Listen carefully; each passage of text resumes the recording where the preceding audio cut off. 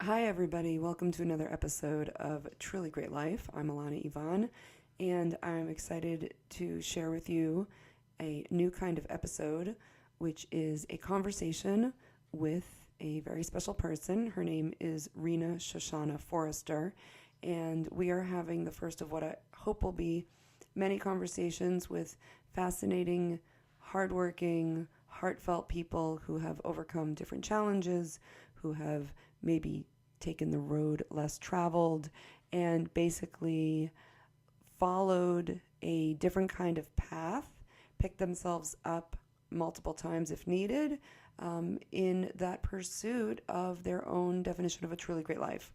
So I'm calling these raw and real, deep, meaningful conversations, RAW DMC for short. And yes, that is a play on Run DMC. And it is because it's tricky. It's tricky. And it is also not easy to figure out, how to walk this way being the way you are meant to walk in this world.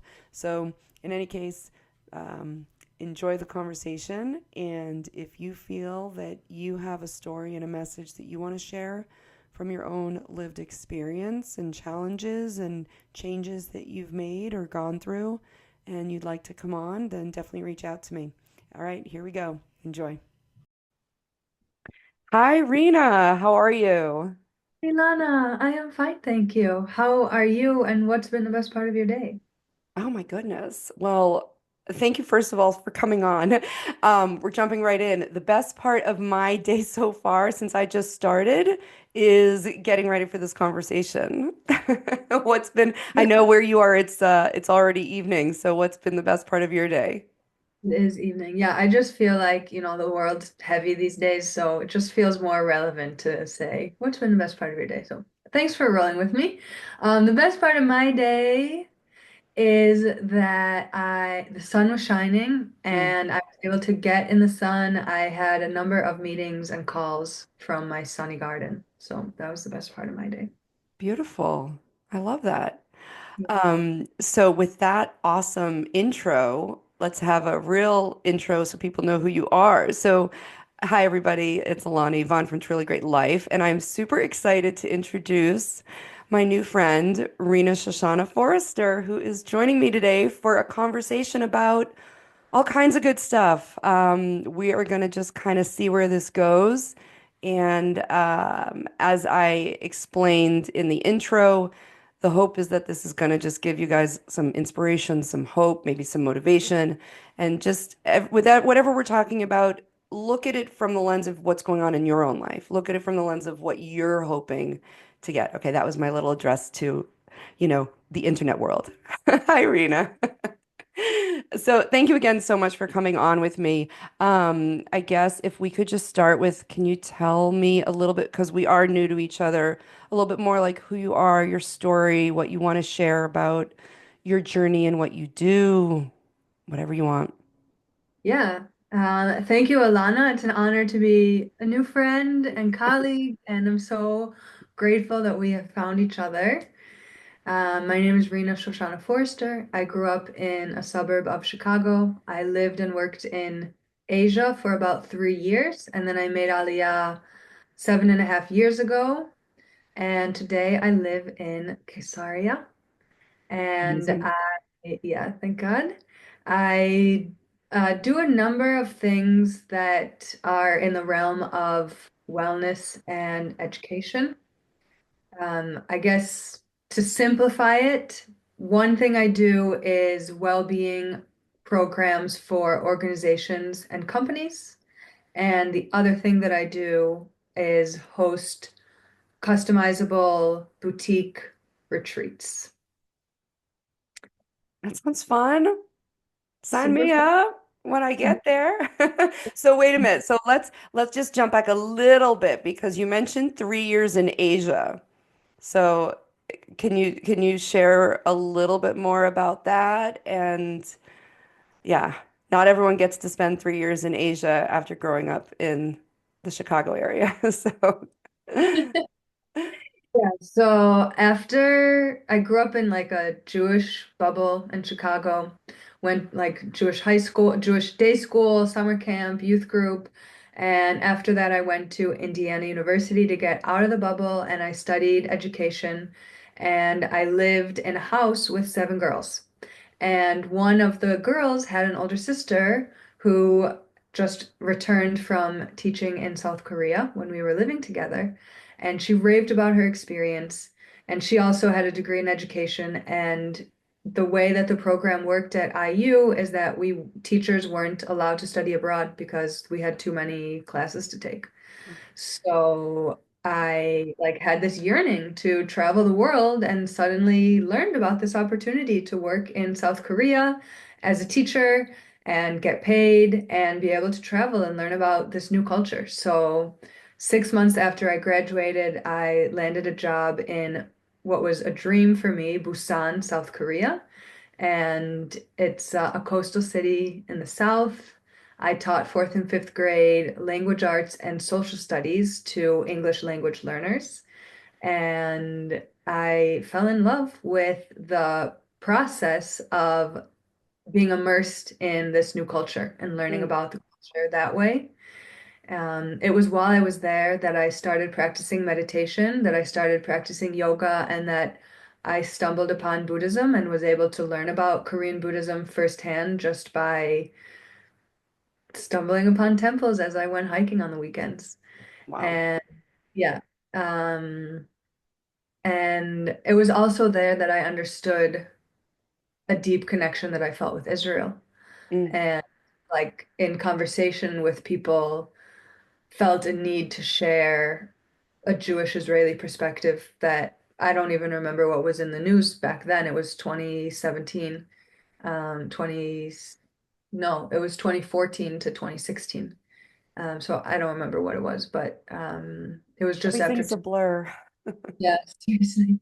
So anyway, so I understood that, but then I contemplated coming straight to Israel after Korea, but I wanted to learn about another culture. And I felt like as a Jew and having already been to Israel, like Israel would always be here. And I wanted to learn about a different culture. And I just got online, I opened up Google and I searched for international schools all over the world and sent my resume to 18 different schools and I got a job in Hanoi. Wow. So, Wow. so after I finished my job in Korea, I traveled for about 6 months and then I went to Hanoi where my next job started. I was a third grade homeroom teacher at an international school. Wow. And um, Vietnam was not, how do I say this? Like Korea was like I thought Korea really opened my world, Mm. but when I got to Vietnam, I realized that like there was still a lot to be opened. And it was the most like I understood only 7 years later that I had developed PTSD from my time in Vietnam because of the culture shock that I didn't have tools for processing when I landed and a toxic work environment that I didn't have tools for processing and these things culminated in a motorcycle accident that I had and That I was lived in Vietnam. I was in Vietnam. Hmm. I only realized 7 years later that the severity of the motorcycle accident and the trauma that I was carrying. So like my time and I've since been back there and like it's been like my whole relationship to Vietnam is like very growth oriented and very healing and like totally opened my mind in really, really wild ways. And I love Vietnam. But it's like it's a different kind of love. It's like a love that was really challenging and really yeah, forced me to grow and see the world in a totally different way than I had seen it before.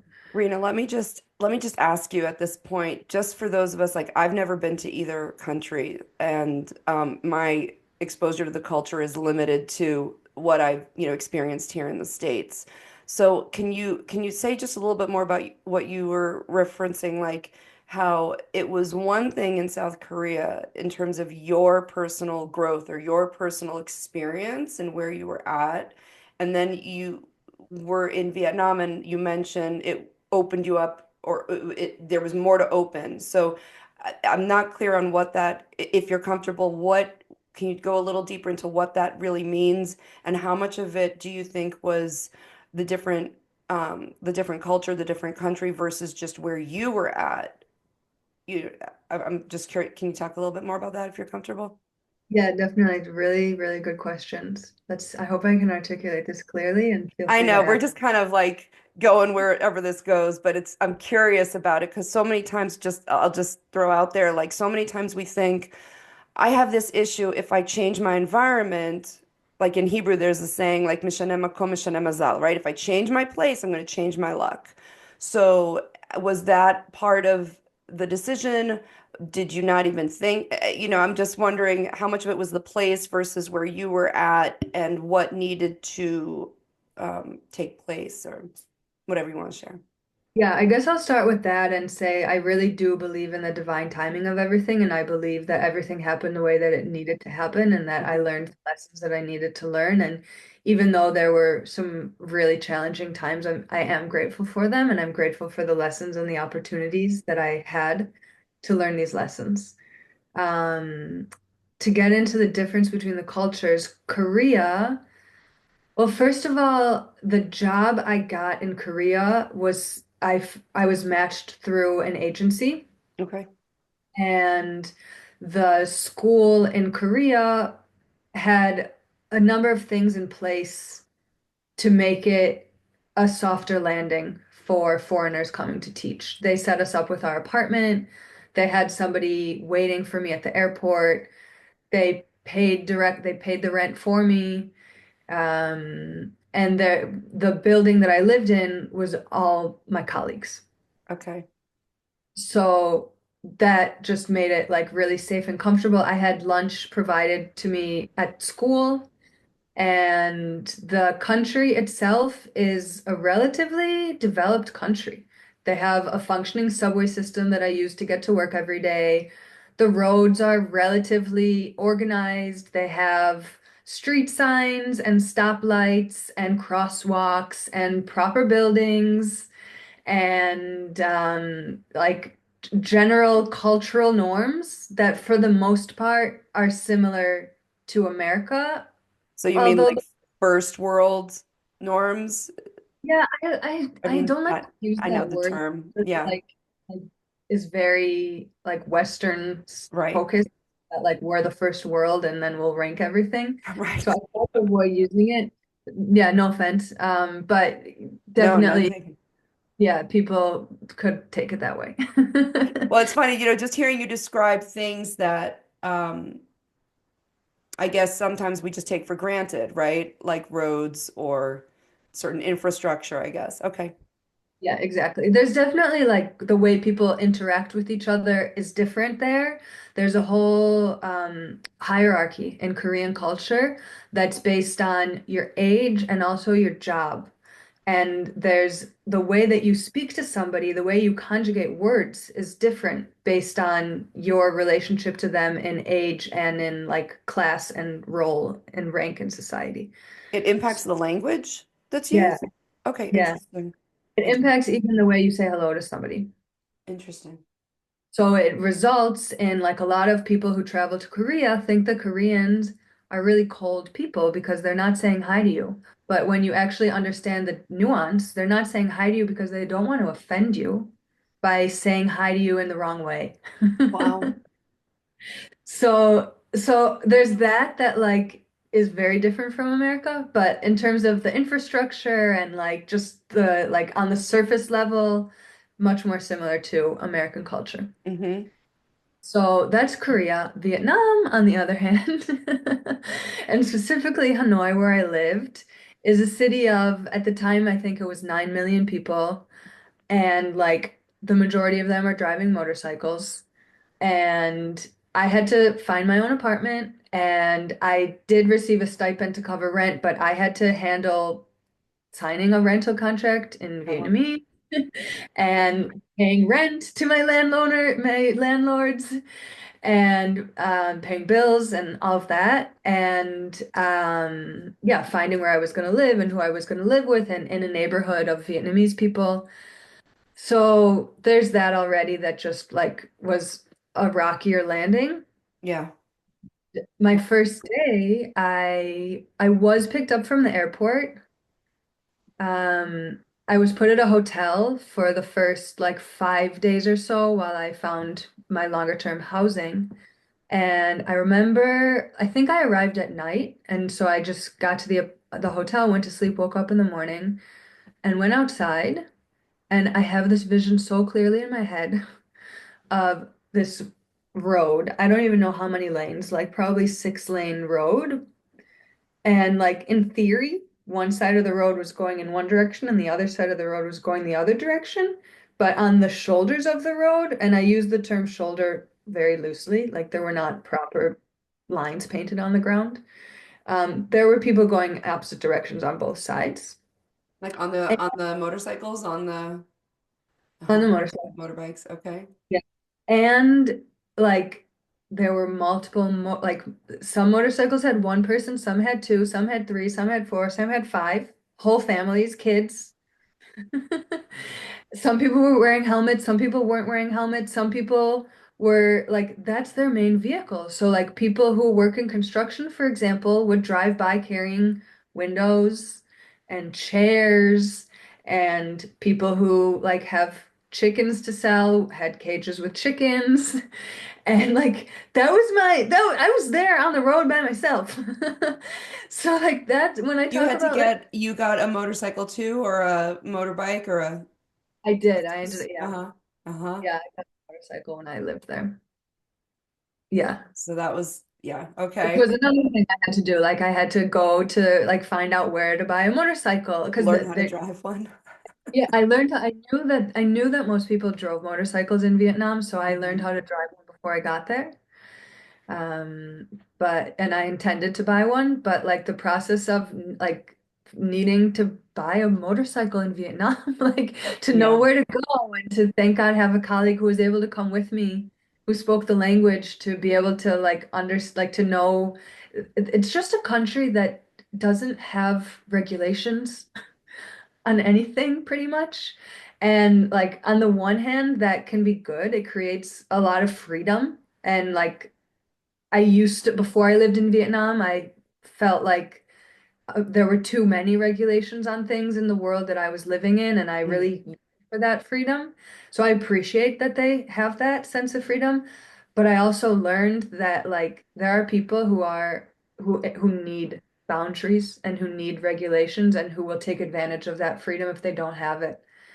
And if they don't have those boundaries and regulations. So like when it came to buying a motorcycle, like you had to know where to go because you had to like not everyone could be trusted, which I guess like that happens also in America with used Anywhere. It happens anywhere. Yeah. yeah, it happens anywhere, but I mean, you're living in Israel right now, so that's similar yeah, to it definitely is exists here too.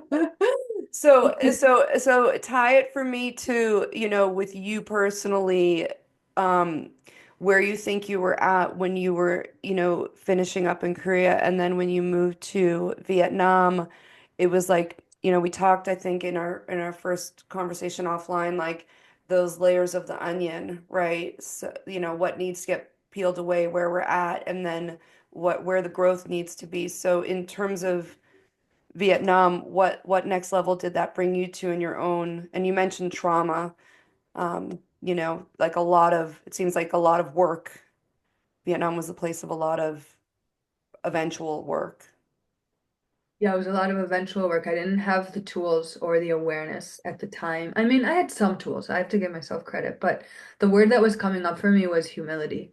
Hmm. That like I left Korea feeling really confident in my ability to travel and find my way and acclimate. And then like I landed in Vietnam and it was like, humble yourself. Can you share a little bit about what happened in Vietnam or? Yeah, I mean, even just that first day that I described, like, was traumatic. Like, I did, like, all, like, there were feelings that came up with seeing the scene that I just described with the chaos on the street and Mm-hmm. I mean, what looks like chaos from an outsider. When you're there long enough, you learn that there are even though there aren't, and actually I've been back since and they have developed the roads more than they were back then. But back then, like there were very minimal traffic lights and very minimal signages and lines on the road. So there was just like under an understood way, like pattern of being on the road, but I didn't know that. So it looked like chaos to me, and there was a lot of fear and concern and like a sense of danger. Now that I like have a moment to stop and like really process that, yeah, it was like acknowledge that. It was a sense of danger that I wasn't able to process and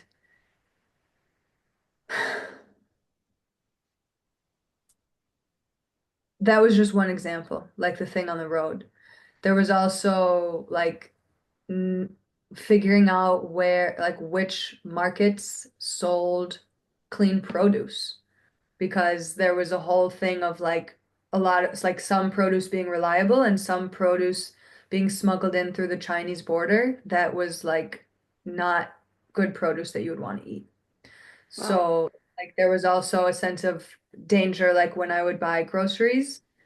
And then the language itself, like it's a tonal language. Like Chinese is a tonal language, but Chinese has four tones, Vietnamese has six tones. Okay. Like it sounded like aliens anytime I walked down the street. And so it's just like was very unnerving. And again, like to come back to this feeling of like I really felt like I didn't know who to trust So because I it's didn't understand the language and I didn't the culture was so vastly different. and you weren't given the bumpers, like when you go bowling for the little kids and they put the bumpers on the side so you can get the ball. So it sounds like whereas in South Korea you had that cushioning, if you will, a soft landing, and then the confidence that comes from that, which is a real growth because you had just been like a college student, right? And so going and living on your own and having those training wheels, if you will, and then going to a totally different culture where it sounds like all bets are off when it comes to holding your hands in some way. And so it's, you described before that you believe in Hebrew, we call it hashgacha pratit, right? This divine providence or this. So how, there was that there. Um, so you mentioned humility, right? The lesson of humility. Is there another lesson that you want to share from where you are now, looking back on your time in Vietnam, that you feel like oh, now I know I needed to learn XYZ, right? So humility is one. What else would you say is something that you needed to learn that has Yeah, influenced what you're doing now, you know? yeah, I'll tie it in directly to what I'm doing now. So like the culture shock that I experienced that turned into unprocessed emotion, which is trauma, um, was coupled with this toxic work environment that I mentioned. And I mentioned also this like m manifested with a motorcycle accident that happened on a Friday in the winter. With the at the school that I worked at, we had to clock in and out every day at 8 a.m. and 5 p.m. And in the winter, Shabbat comes in early. And I went to Chabad in Hanoi every Friday for Shabbat. And it was like a really grounding, enriching thing for me. And the Chabad family there are still friends that I'm in touch with to this day. And I was really frustrated on this specific Friday in the middle of winter that I was going to be late to shul because I had to stay at work and clock out at 5. And I did. I clocked out at 5. I got on my motorcycle and I drove as quickly as I could, feeling so confident that I was able to navigate the roads and do it on my motorcycle. And I made it to the last final fast road before turning off and then driving through the alleys to get there. And I was driving quickly and in the middle of the road waiting to turn left because there were no stoplights was an older man on his motorcycle with bags full of bread that he was waiting to turn left, go to the market and sell them there. Mhm. Again, I've been back to Vietnam since. There are now dividers in the road and stoplights that were not there when I was living there. and I didn't grow up in the culture. So it wasn't in my frame of mind Yeah.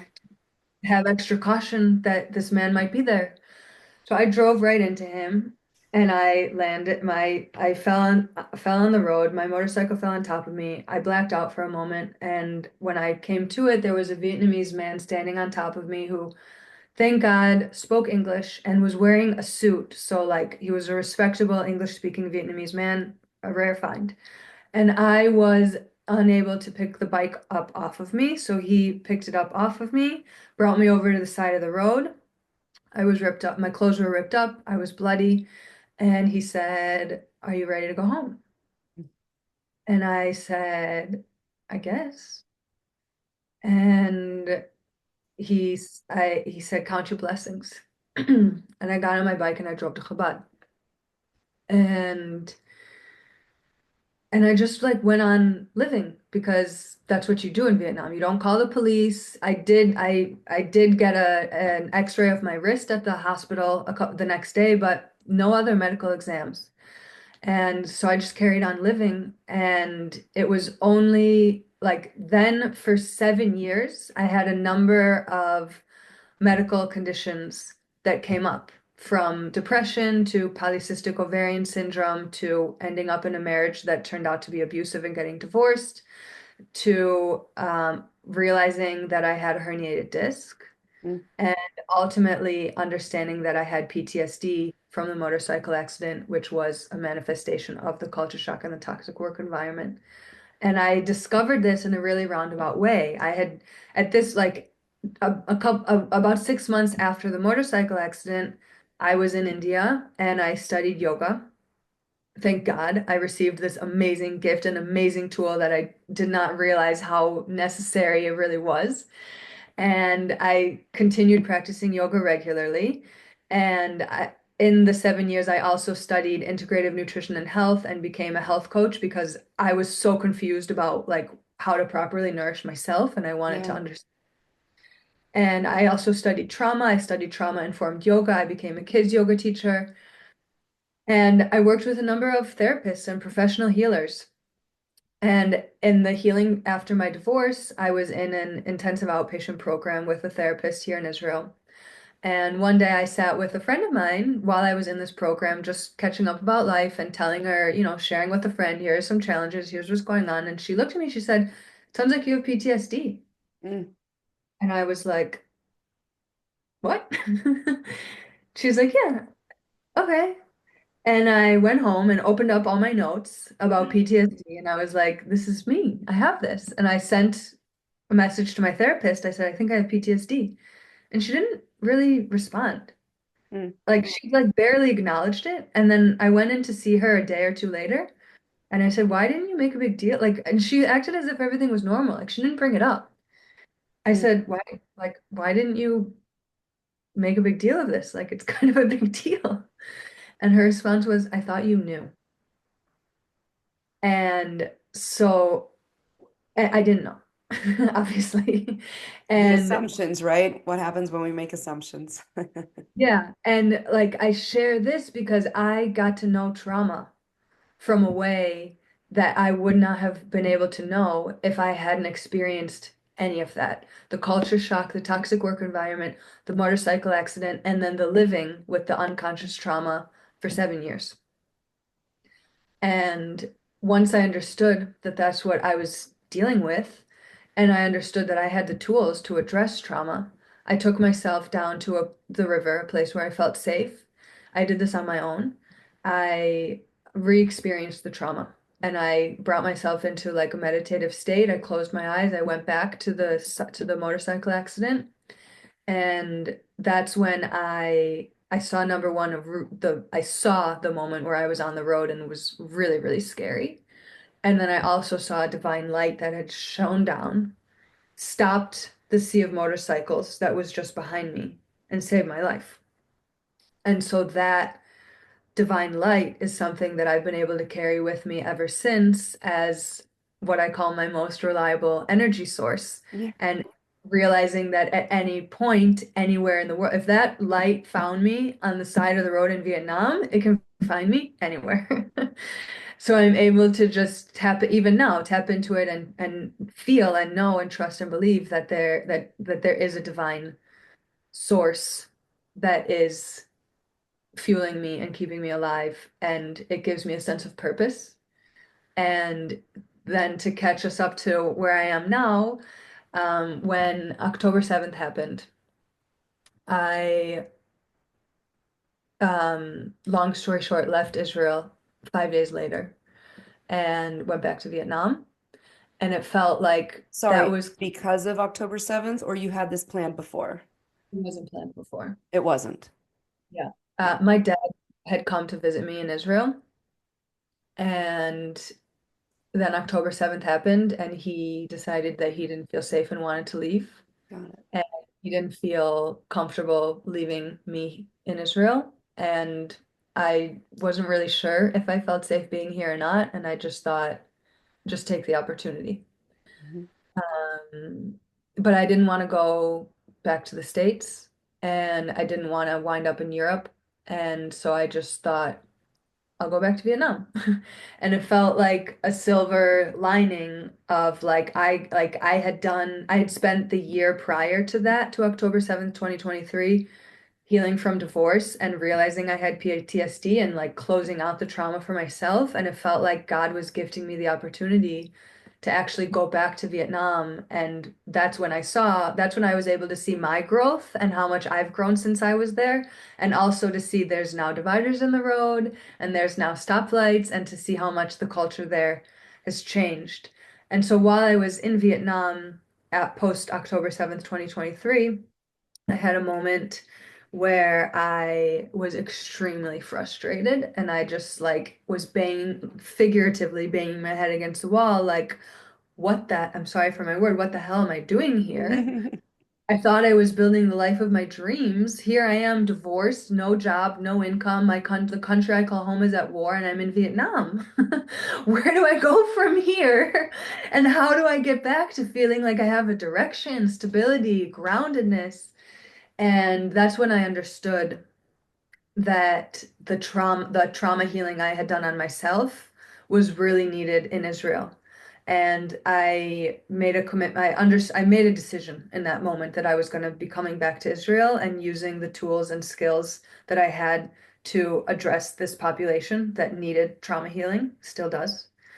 And I launched a nonprofit called Karuna Yoga, and for that, in that capacity, Karuna Yoga ran for 6 months. I was teaching yoga to the wives and children of Miluim soldiers, and I fundraised to cover all of the costs for that, so they weren't paying for it at all. Beautiful. It was a success.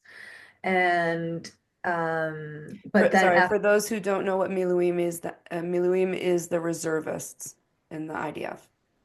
yeah, thank you. Yeah. It was a huge success in terms of the impact that it had, but I was still lacking the financial stability that I really needed. Mm-hmm. So at the end of last school year, I just kind of made it more of a focus to like figure out how I can get my finances in order and establish financial stability for myself. I'm still figuring it out. It's an But ongoing process, I think, for many of us. yeah, thank you for saying that. I'm understanding that too. Um, but where I'm at right now is like, so I mentioned at the beginning of this, I have well-being programs for organizations and companies, and I have day retreats, and the day retreats basically apply to three different groups of people. They can be for C-suite executives who are coming for like a yearly planning day. They can be for people who need a break from the city. Maybe it's a woman in Tel Aviv who needs to come and take a deep breath. Maybe it's a mom and a daughter from Ra'anana that just wants to bond for a day. Maybe it's a group of women coming for a bachelorette party. But then there's also what I'm in talks with people to revive Karuna Yoga and also have day retreats that are specific to Miluim soldiers who have returned from duty to come with their wives for a day to retreat, to reconnect, to breathe deeply, and to gain tools that can support them in their daily life, and then have fundraising to cover that. So It's beautiful. to connect it all. Yeah, I'm really like it was the experience and trauma learning from Vietnam that has allowed me to now be of service and help people in Israel as best as I can.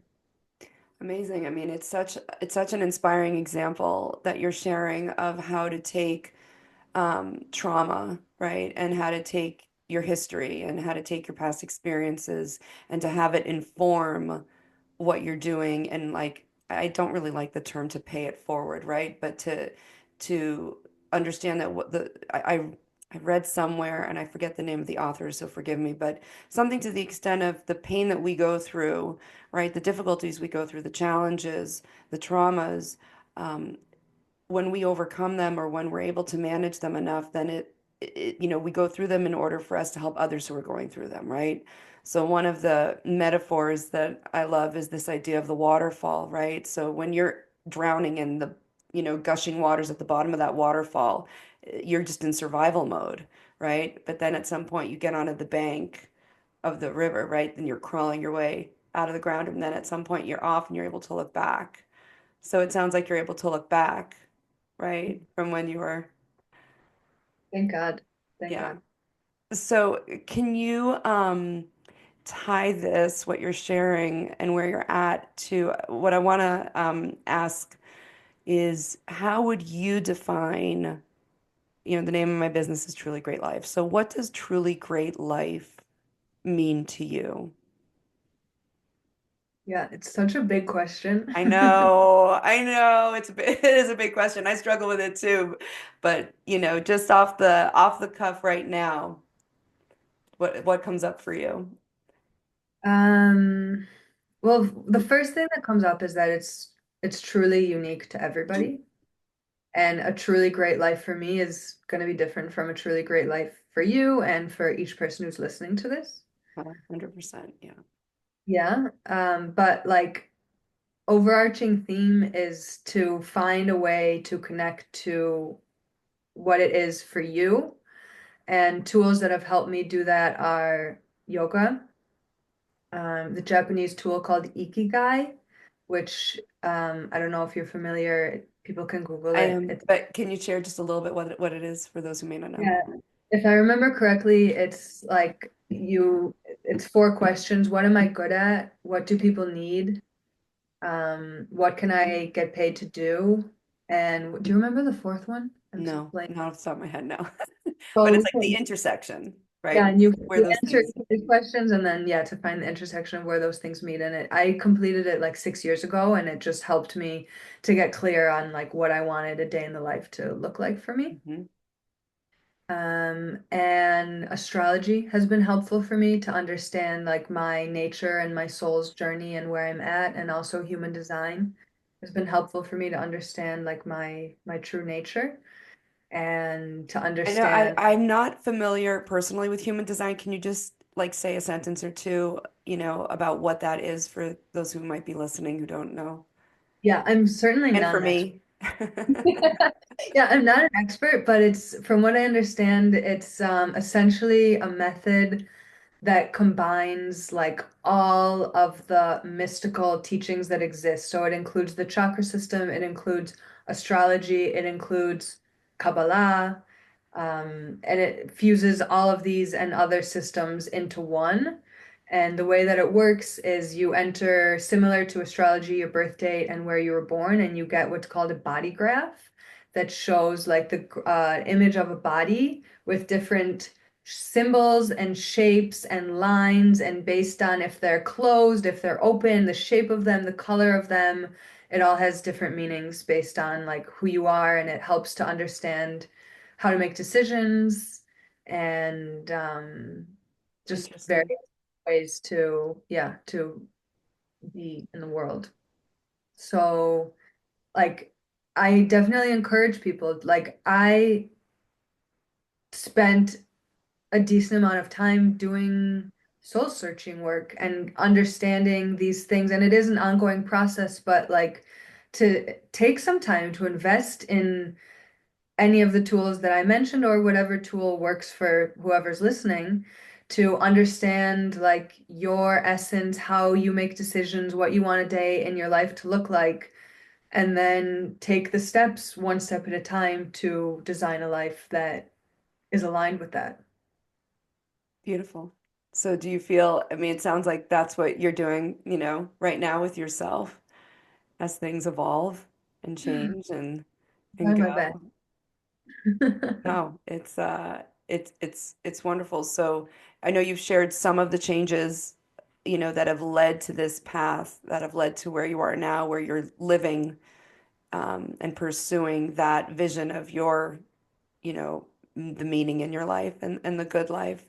Is there anything else that you've changed or that you would want to share that is supporting you? Or, you talked about when you went from South Korea to Vietnam, it was like an opening, right? So do you have a sense of, or is there something you're actively working on now for that next level of opening? Yeah, it's such a good question. There's a few things. Establishing financial stability is like a big goal that I'm working on right now.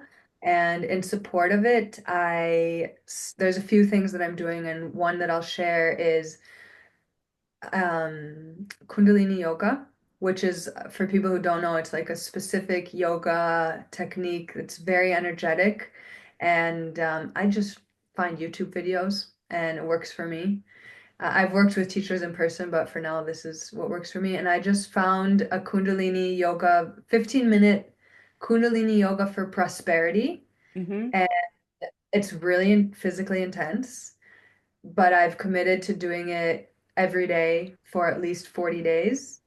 Beautiful. And at the end of the practice, the teacher instructs the person doing it to kind of like envision themselves like a rose that's opening up, which is why I originally thought of this, because you were like opening. I'm like, oh yeah, when I'm sitting at the end of my Kundalini yoga practice like this, holding my breath, squeezing my whole body, and I Mm-hmm. am like my crown, like literally the energy of my body opening up like a rose. And my name is Rena Shoshana. Shoshana means rose. So Yes. I envision like opening up like a rose and receiving Beautiful. this energy, and remembering that like prosperity, it's not it yeah, the money is good, but the money is just a byproduct of inner feelings of prosperity. So That's that's beautiful. thank you.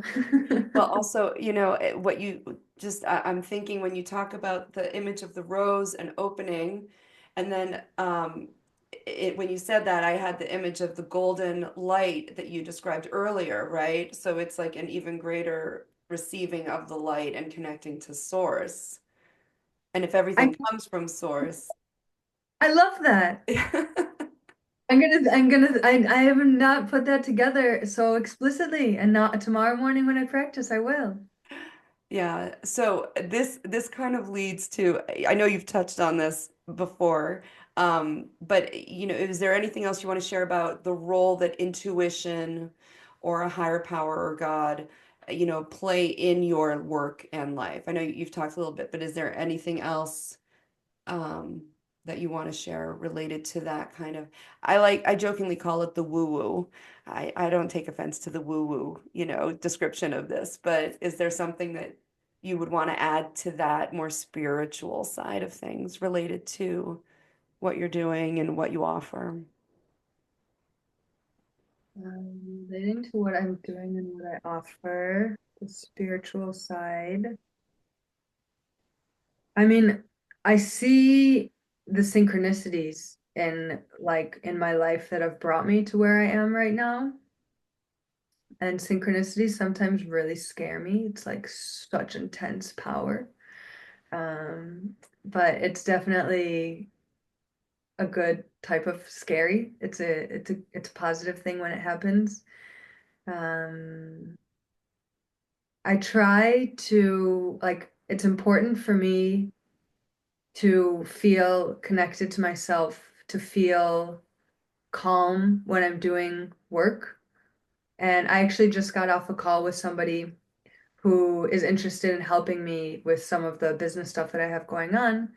And she said, it seems like she's like, I'm used to things going like at a really fast pace, but with you, it seems like things move a little bit slower. And I really appreciate that. And I Hmm. really really new for me, this way of doing business and doing work. And I said to her, I try to take an approach that's like it's responsible, and we have to do there's urgency without the stress, Yeah.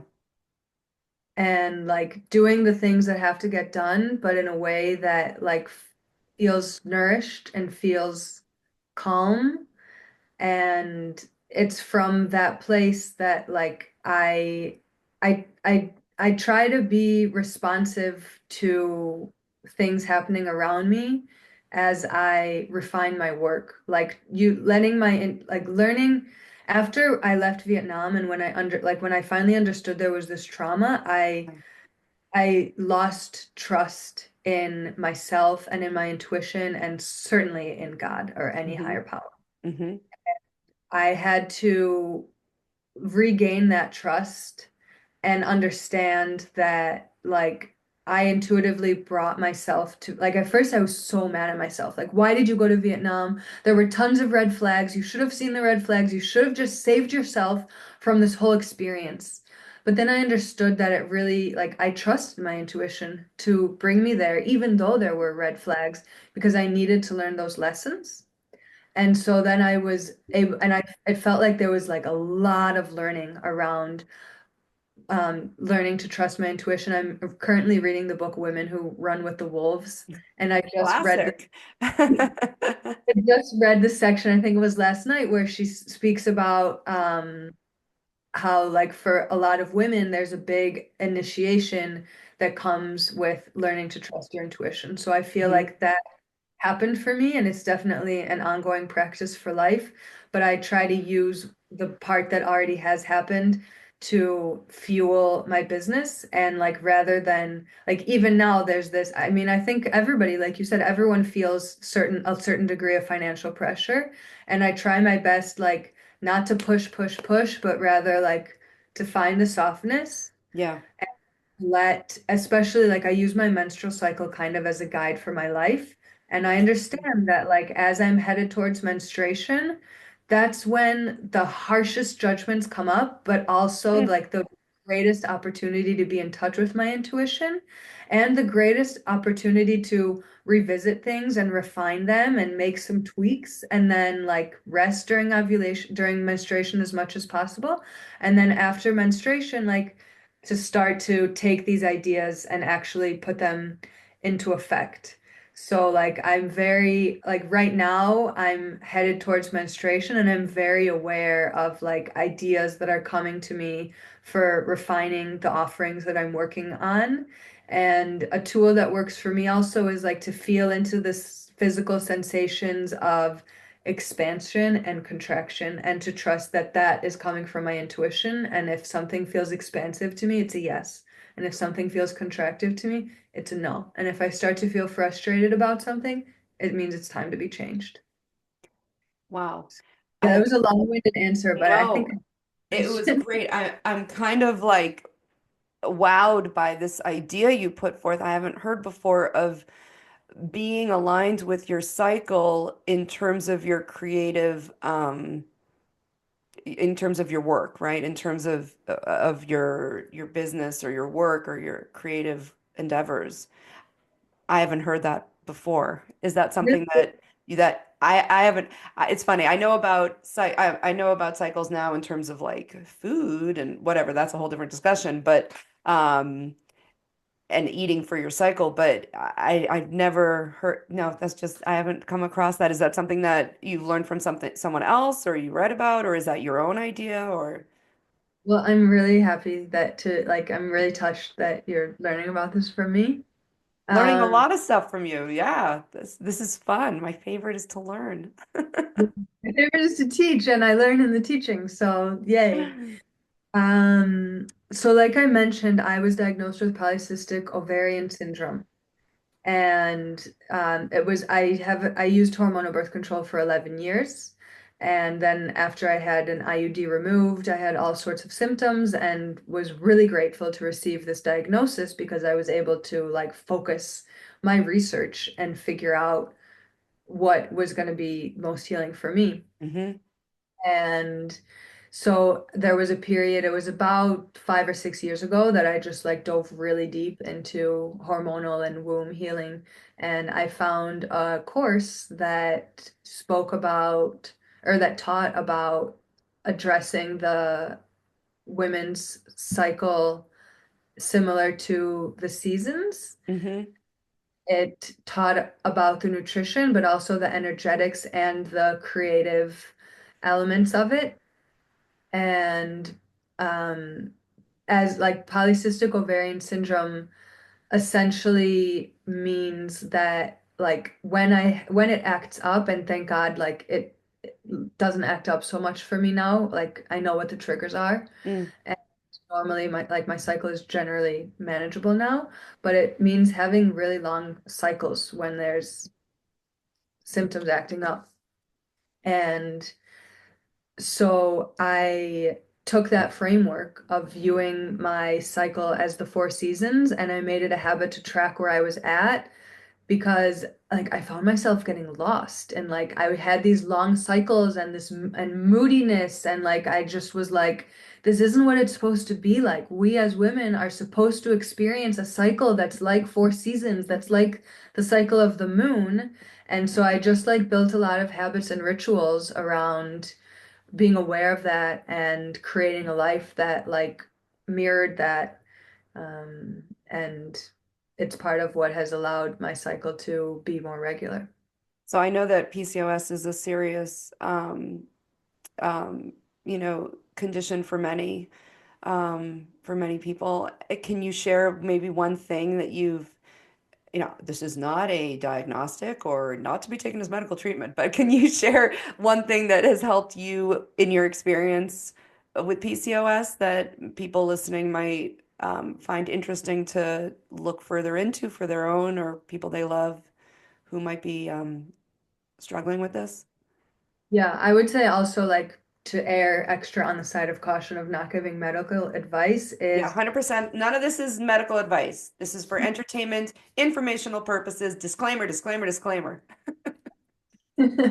um, to have a lot of self-compassion and to trust the wisdom of your body, that like if you're having a long cycle, it's actually your body trying to protect you under the circumstances that it's in, and to have a lot of compassion for your body.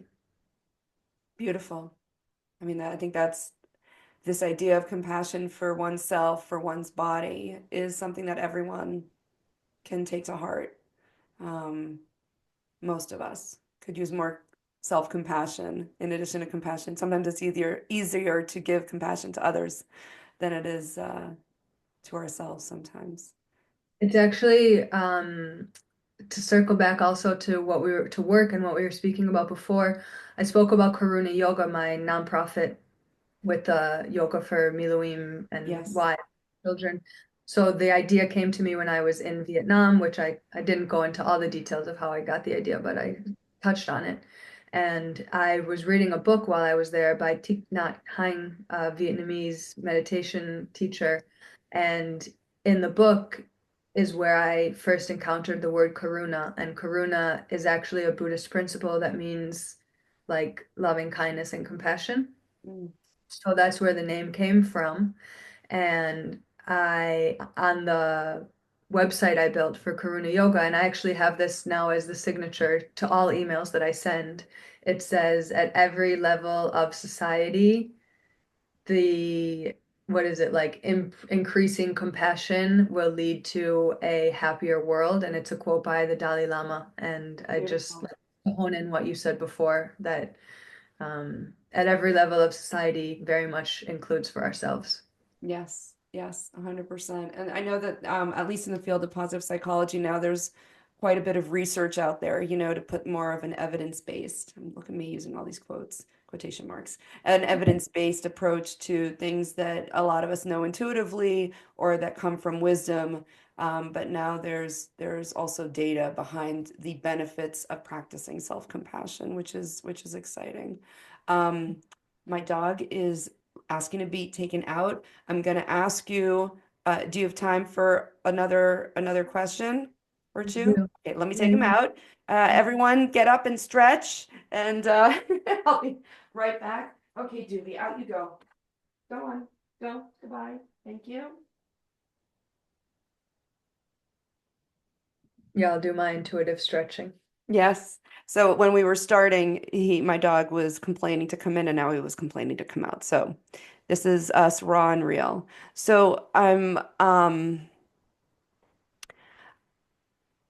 you touched a little bit on October 7th. Is there anything else that you would want to share in terms of how, given all the changes in the world since October 7th, how this has impacted you touched on it a little bit, but is there anything else you'd want to add about how it's impacted the work that you do? I know it brought you back to Israel, right? And to work with the populations that you mentioned. And, what has it done for you separate from work in terms of your own sense of, your meaningful life? Yeah, it's a good question and it's definitely ever evolving. Um, I would say as a Jew, it's kind of done two things that are like two sides of the same coin, but they're definitely opposites. On the one hand, it makes me really proud to be a Jew and to be an Israeli.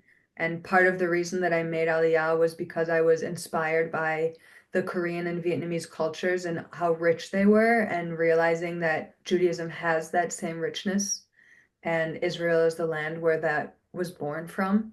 And what a privilege that Israel exists today for these same traditions to be alive on this land. And obviously, all the cultures that live on this land also have their valid reasons for being here. But um, the I feel really proud to call myself a Jew, but I also feel fear and shame for calling myself a Jew because it's Judaism is something that there's that cliche like from the inside you can't explain it and from the outside you can't understand it. Hmm. And so I feel that a lot with being a Jew, and I am really grateful that I do have some non-Jewish friends who like either don't really care that I'm Jewish or are really curious and ask questions about it. But I've also lost friendships. Some of my friends that I made while I lived in Asia have blocked me, have shared lies on their social media platforms, and when I invited them to have a conversation with me, they were not interested. Hmm. So, and that has left me with pain of losing friends, Yeah. uh, and with sadness and shame and fear of being misunderstood as a Jew and as an Israeli. And that's something that I definitely carry with me. I've left Israel, I think, 5 times since October 7th. I've traveled to multiple countries. Thank God I've had the opportunity to do that. But every time it's like uh, very confronting for my identity as a Jew. I look the way that I am. I have red hair and light skin. I easily look like I'm a Catholic. And I don't have an Israeli accent, and I have both an American and an Israeli passport, so it's really easy for me to disguise myself as someone. I mean, it's not even a disguise, it's just really easy to go about in the world as Hmm. someone, a white American redhead. But like that isn't who I am inside. And so it's very confronting, like when I travel to these places, assessing with myself, like especially if people ask, where are you from? Like, do I tell them part of the truth and say I'm American, or do I tell them the whole truth and tell them that I live in Israel? Um, and it's an ongoing um, development with myself. Yeah, I mean, I think what you're describing is something that many, many, many people are wrestling with, especially since October 7th. Whether it's lost friendships, lost business relationships, colleagues, silence. I mean, that could be like a whole different discussion. But you mentioned the word shame. And so as a coach, I'm sensitive to that word because shame, can you talk more about the shame that is it because you're able to hide? If hide, look at me with all the hand quotes, hide if you wanted to, the fact that you just came from Israel, or, use that America, is it a shame of, because it's something that I think a lot of people do struggle with, right? Oh, I have multiple passports, which one should I use? But then in Judaism especially, there's also the aspect of we're not it's not like it's not a mitzvah, right? It's not a good deed. It's not a commandment to put yourself in danger, right? And one of the themes in terms of trauma that has come up in this conversation several times is you have mentioned the word danger. So I'm wondering if this is another level of a sense of danger that has come up that is forcing you and all of us really living in the world today, who are Jews or Israelis or both, this sense of very real danger, which has unfortunately been playing out. You just look at the news, well, depending on the news you're getting, right? But it's not an insignificant thing. So I'm wondering if you have something to say about that. And then the second thing I'll say is, given this idea of hashgacha pratit, right, divine providence, that things happen for a reason, that things happen in the way they're meant to. Is it possible that the danger you felt when you were in Vietnam prepared you for the danger, relatively speaking? I mean, you do live in Israel, right? But the danger that is present now for world Jewry, right? On a higher level. It's almost like there's a different level of danger that, as a collective, the Jewish people, by and large, are facing or feeling. And for myself personally, I'll just share that I had to go through my own, in the years prior to October 7th, I went through my own very intense opening, if you will, when it came to boundaries and when it came to what I was willing to accept and not accept from others in my life. And it literally, there was a closure and a completion of that growth right before October 7th happened. So that when October 7th happened, which was a breach of boundaries on many levels, I was already mentally, spiritually, emotionally able to look at it from a clear place of knowing that some boundaries should not be violated. So I'm wondering if that's speaking at all to you in terms of danger as a theme. Yeah, I mean, this could be a whole therapy session for me. No, no. But I'm a it's coach, not a therapist. Disclaimer. But we're just having a conversation, like real conversation, like You real. hit the nail right on the head. When I shared with you about in this conversation about how I was recalling my first moments in Vietnam and feeling danger on the road, this conversation was the first time that I acknowledged that that's what I was feeling. Mm, And like up until now, I've called it shock. And so and as I said that to you, what was running through my mind was the danger that like feeling unsafe and knowing that I need to establish feelings of stability and security and safety now are very alive for me. So when I said that to you in my mind, I was thinking there's a connection here. hmm hmm And what first came up to me was like, oh, maybe I haven't done enough of like actually processing the danger that I felt there. And that's why I am where I am right now because it's still alive and it needs to be processed. And that might be true. And like, if so, thank you for bringing that to my attention. But also like in coming back to trusting that like all the work that I've done up until this moment is exactly what I needed to do. And where I am right now is exactly where I need to be. That I really admire and have a lot of respect and take a lot of inspiration from what you shared about the work that you've done around boundaries. And like, it's awesome that that happened, like that you felt closure with that just before October 7th. I myself have been through a big process of understanding and creating boundaries, and I don't feel like I've had closure with that yet. So it feels like very alive for me that yeah, there is this feeling of danger that I felt in Vietnam that I'm still feeling now. I'm still learning how to appropriately establish boundaries for myself, both in my personal life and in my professional life, it's probably the secret sauce that's going to like get me to achieving the goals that I have for myself. God willing, may I learn these things quickly and gracefully.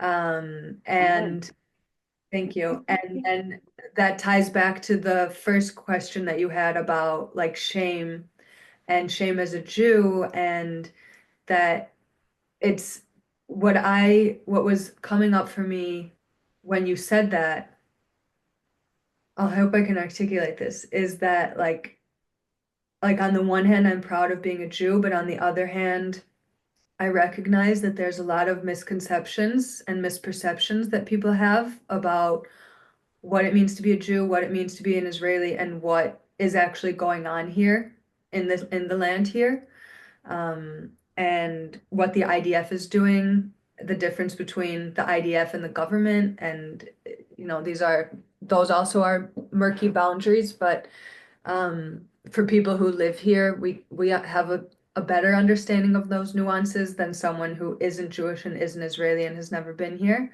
And I find in certain situations that I'm in, there are non-Jewish people and non-Israelis who have never been here, and what they're learning is from social media and the news, that I sense from them projections about things that they're seeing that are probably false. And because I'm still figuring out these boundaries for myself and someone who is really sensitive, that like I can pick up, I believe what's happening is that I can pick up on their false projections, and it triggers feelings of shame in me because I'm being judged and perceived in a way that's false. But there's not so much that I can really do to change it. Yeah. It's interesting because I totally, resonate with what you're saying, except for when you get to the shame part. Because what comes up for me is anger or Mm. dismay. Dismay for sure a year ago. And it's been a process of transmuting that into what we call a righteous anger, which I feel many people are coming to. Um, I feel like I mean, I totally honor what you're saying and you're sharing, and it is so complicated, and I feel like this thing is just in the way, but it's like there's so much unfolding, right? To use that metaphor again of the rose opening, the flower opening, there's so much opening on the communal level, and so much being revealed, and so much was hidden or obscured, is that the word? That when it comes to Israel, Jewish identity, and it is complicated. Um, and being an Israel, I'm technically Israeli and American as well. And I made Aliyah years ago, and now I'm living in the States. And it's, to have that experience of being in the diaspora, shall we say, since October 7th is also, and we're seeing it play out in the at least the American Jewish community, where people are in different places, right? So there's a lot of the not in my name or as a Jew, Labriut, bless you. And and it's interesting. Now I just like lost my train of thought. Like we were getting into like really meaty stuff here. Well, I'm feeling from the little understanding that I have about emotions, if I'm remembering this correctly, like anger, I think, is one of the core emotions that's often buried by other things. So there's a good chance that I'm experiencing this shame as a top layer that's almost protecting me from the true emotion of anger that's below. And Is anger that is also like, on some level, anger is like a lower level, right? Frequency for sure. But underneath it, you have stuff like shame. Not well, I don't want to say the shame, but like sadness, right? So for me, when a lot of the anger is really that front door to, if you open it, there's just a ton of sadness, right? There's just so much grief and sadness at how in the world is this actually happening? How in the world are people actually saying the things that they're saying, believing the things, like how in the world, right? And then I know from people who have been completely silent from October 7th, but since the election, right, their grief and their sadness is coming up in ways. So I feel like as a collective on planet Earth, there is so much grief and sadness, and everyone has these big feelings and maybe shame or whatever it is. But to tie it back now to my earlier question of what does truly great life mean for you? For me, like the number one thing is truth. Emet. If we cannot agree on what truth is, then it's like game over, man. Like all bets are off and all kinds of crazy can be promoted and believed because there's no, if you don't value truth, if truth is a value that is below, let's say, justice, right? Which is also a Jewish value. But if you have justice above truth, then what gets lost, right? If you have love above truth, what gets lost? I mean, this is a whole like philosophical question now, but so for me, the truly great life and one that I think we're all trying to live is true for us on the micro level as individuals, but also true in terms of how the world uh I want to say is, but like that doesn't really make sense to me now. So it's more like what is ultimate truth? And for me, I cannot disconnect that from the sense of higher power, divine source, God. So for me, it's trying to understand it. And that, I mean, talk about layers to the onion or things opening and opening, right? You go to Torah or you go to God or you go to just this idea of source, regardless of the religion. Like it's a never ending story, never ending journey.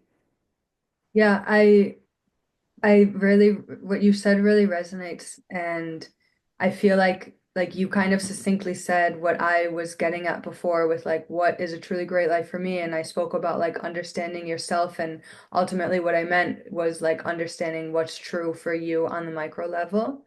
And ideally, we would be able to align ourselves then with what's true on the macro level. And I'm wondering if like maybe this where you kind of lost your train of thought there for a moment is that like there's disconnect. There, I don't believe that our world truly is meant to have all of the pain and all of the suffering that's here. Maybe I'm naive, um, but it's here right now. So there Yeah, is a level like we need to accept it right now,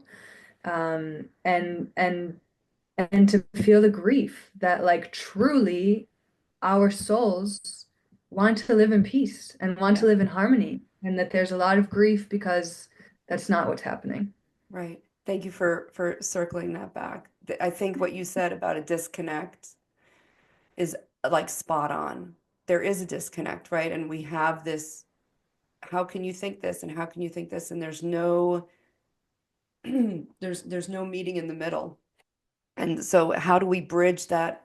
And so this is really an ongoing thing, especially since October 7th. So I'll just end this for me with, it's an ongoing exploration and an ongoing new layers of that onion keep coming off or keep being revealed where it's like I thought it couldn't get any worse and then it does, right? Or I thought it couldn't get any crazier and then it is. Um, but what can we do, right? Okay, so there's our own actions and our own words that we put out there and our own conversations and our own efforts and our own intentions. And so I think what you're embodying through your personal, N of one story of going through the trauma you went through and then working now with people in their own trauma or people who want to expand or people who want to have um, their own truly great life, right? Their own better, healthier, more whole, more well-being life. And the work that you're doing is an example of a way that we can each take our gifts. Maybe they were hard-earned gifts, right? Maybe they were painful gifts, but then we came to see them as gifts. And then how do we share that with others for the healing to happen? Because on a soul level, we're all here to experience, I think, like you said, love and goodness. And we need to agree on what that is. And that's the second, I'm sorry, I'm going to go there. Like that's the third, like truly great life is the value of life. And that is another thing I think we're being challenged with is, um, it says in our sources, I put before you death and life, choose life. And it feels like a lot of people in the world are not choosing the value of life. Thoughts, comments, commentary, Yeah. responses. I just put that all out there. Yeah, two things. One is, yeah, people are not choosing the value of life, and like a lot of people are asleep to the fact that they're not choosing the value of life. And that is part of what fuels my work to like, if you're truly valuing your life, then you're prioritizing your health, you're Hmm. prioritizing your eating, you're prioritizing moving your body healthily, you're prioritizing healthy habits that set you up. Like health is the basis to be able to have a truly great life. Health is not the end goal. It's the foundation. At the same time, um, I hope it's okay that I'm going here. We've gone all over. Take it wherever you want to go. Whatever you're That comfortable with. like as a Jew, I do value life, and as someone who has immersed myself in yogic philosophy, one of the yogic philosophy speaks of human suffering and that there are a number of causes for human suffering. One of the causes for human suffering is attachment to this life. And I I find that it's something that a lot of people have some reflecting to do around is this, and I think of, I'll share a personal story. My grandmother lived to be 99. She suffered for most of her life from Mm, severe anxiety and severe depression. She's one of the inspirations that I have for the work that I do because I want to do everything in my power to not suffer in the way that she did. And when she was dying, I was already living in Israel, but I was back in the States coincidentally, like in the last week of her life. mm, And I went to visit her, and she and I had a really loving relationship. I was one of two people in the world that she showed unconditional love to. And she was really suffering. And I mm. looked at her and I said, Grandma, you don't need to suffer anymore. You can let go. And that to me was like coming from a place of love and like just let go. But she couldn't understand it. And she looked at me like, "What?" And so like I share that because like I understand that not everybody's able, like a lot of people are have like don't understand it. Um but take what you want. I share it out of a desire to be helpful to people. Beautiful. I'm curious, like, yeah, if you want to share any of how it's landing with you and any of your own reflections. It's interesting. There's, several things come up, and one is, so I tend to look at things from a Jewish lens to the best of my understanding. And while we believe in reincarnation and multiple lifetimes and the soul's journey, we are, commanded, if you will, our purpose is to make the most of this life, to be attached to this life. Part of the mitzvahs that we do, commandments, the rituals, is very much a way of integrating the physical and the spiritual together. And yet, on the other hand, it's also the Einod Milvado and having bitachon and emunah. So Einod Milvado is this idea of there's nothing but God or there's nothing but source. And then having emunah and bitachon, emunah is faith and bitachon is trust. So it's like you do the work, right? And you do what you can, or you engage with people in your relationships in the way that you can. And then it's also that letting go.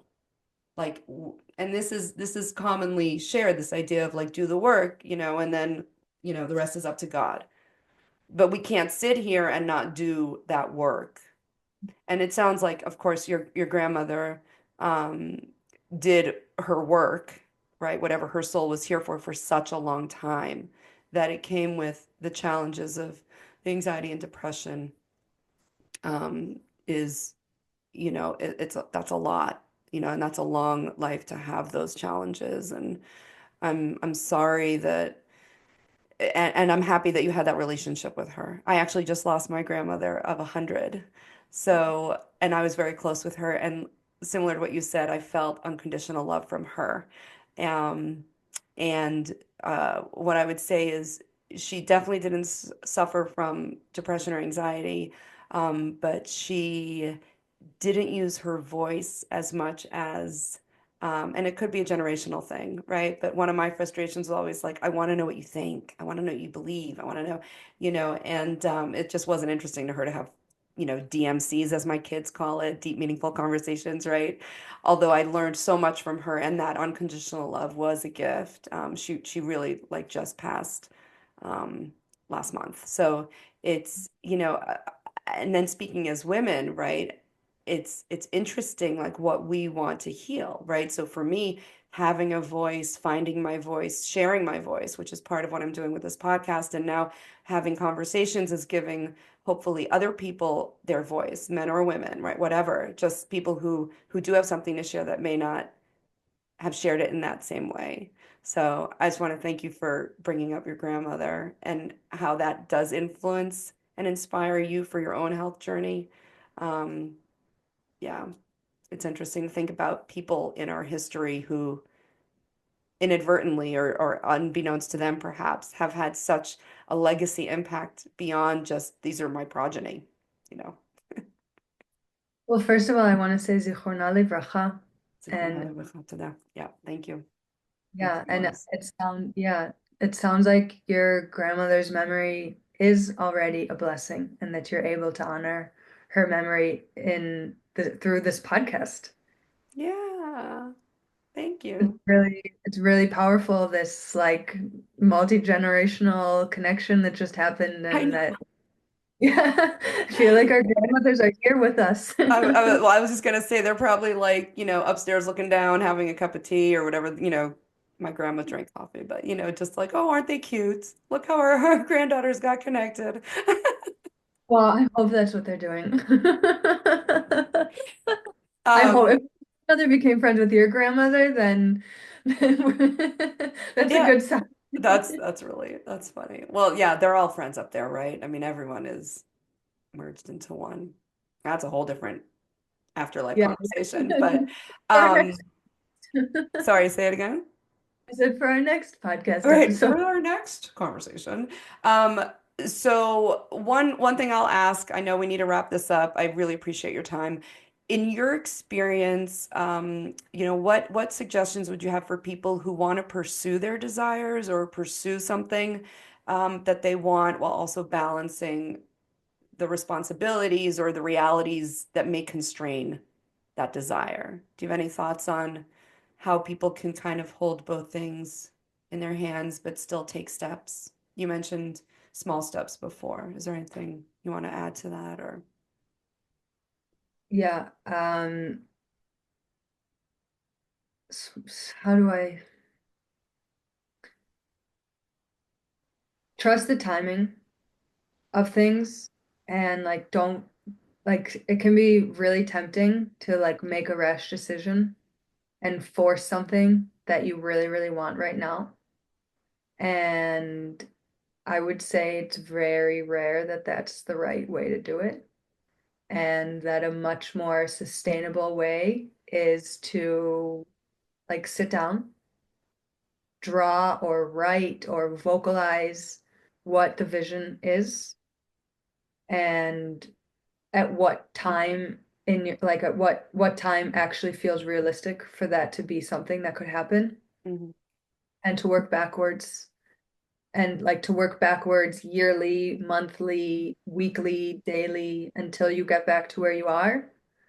And then from that point, look forwards. Maybe it's one day ahead, maybe it's 1 week ahead, maximum 2 weeks ahead at what's one, two, or three things that you can do to move yourself in that direction. And I actually like this is essentially the process that I work on with like I take my clients through a process where they're doing that. And I'm currently in a process where I'm using it on myself. I love So it. yeah, and like to once you do that, to like the way I do it with myself is I have a regular check-in with myself every 2 weeks where I like assess where I'm at with that and then make the next set of commitments. I love that. I really I got something out of that because I tend to go all in on like the day to day or like the big vision, and then I try to reverse engineer, but I'm kind of all over the place. So, sometimes it's very productive, and then other times life comes in with, kids or help, whatever, my dog, and then it's just like lost or other, whatever it is. So I love this idea of 2 weeks checking in and look, making it a two. I know it sounds so simple, but that's helpful for me as opposed to go big or go home. I tend to do, one extreme or the other. Um, that is great. Is there a particular like I know you mentioned in the beginning who you work with. Is there any other last thoughts you'd like to share before we share how people can connect with you? Thank you. Thank you for this opportunity. It's really been such a pleasure having this conversation with you. Thank you. Yeah, for me too. I really appreciate it. I appreciate your openness and your vulnerability and your sharing and your generosity with it all. It's been really, really fun. So, Rena, if people want to connect or learn more about what you do, what's the best way for them to reach you? And I will put this in the notes for the podcast, but just what's the best way for them to contact you or find out more about you? Yeah, the easiest is renashoshana.com, RENASHOSHANA.com. All of my contact information is there. There's on the contact page, there's an easy way to book a conversation with me free for 20 minutes. And really, genuinely, if you listened to this conversation, if anything resonated, if you have questions, personally and or professionally, I would love to see your name pop up on my lit on my calendar. Reach out and schedule a call. And all my social media is linked on my website. I think my email is there, but if it's not, it's Rena, RENA at Rena Shoshana, again, RENASHOSHANA.com. Feel free to send me an email, and likewise as what I've spoken so much, I feel like I I'm know, not being I know, I know. So you do, just to be clear, I know you're based in Israel, so you do work in person with people in Israel, but do you also work virtually with people? I do. Okay, there we go. Rena, thank you so much for your time. I really appreciate it, and we'll talk again soon. Thanks, everybody, for joining. Thank you. Thanks again for listening, everyone. I hope that you got something out of this conversation that helps you in your life, in your situation, whatever it may be, and that you're coming away with maybe a tip or a tool or a sense of greater hope or motivation to take a step. Again, if you are someone who has a story or a message, if you have faced extraordinary challenges, if you feel you are taking or have taken the road less traveled, and if you've taken risks, made changes in your life without any guarantees, but you've kept pursuing that vision, even if it's changing, of what you think a truly great life is, and you want to come on the show, just reach out to me either on my website, trulygreatlife.com, or through social media, again, Truly Great Life. And these are conversations, raw, deep, meaningful conversations to hopefully inspire, motivate, and provide hope and encouragement for everybody, anyone who wants to listen. All right, guys, thanks again. See you next time.